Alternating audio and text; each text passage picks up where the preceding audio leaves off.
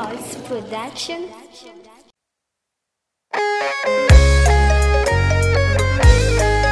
What's up? Atova madiwo love, atova madiwo ziwe. Ayo kote.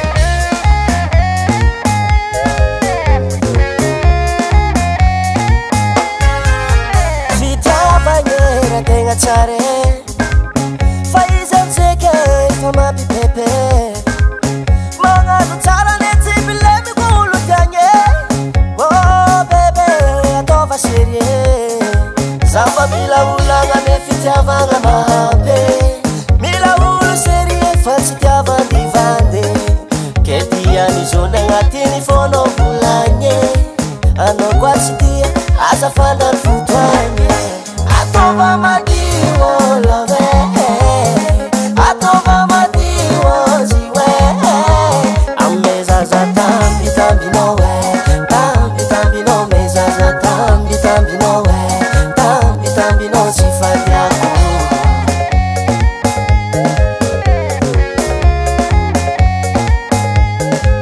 Zatonisa no terni ya latio, na boka nom na kiti fanotia. Faza zotisa mama yowe, be anotite, oh yeah.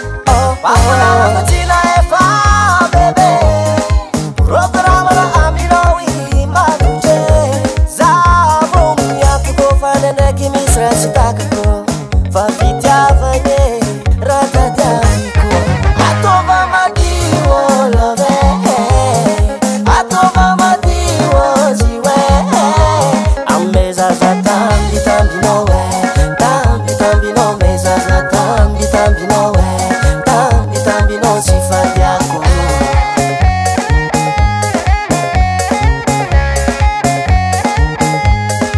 Alifa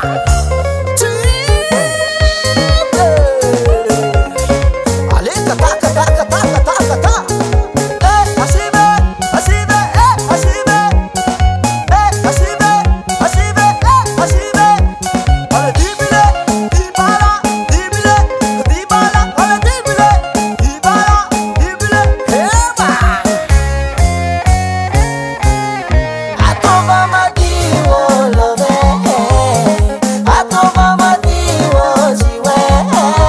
Ameza za tambi tambi no we, tambi tambi no meza za tambi tambi no we, tambi tambi no sifani yako.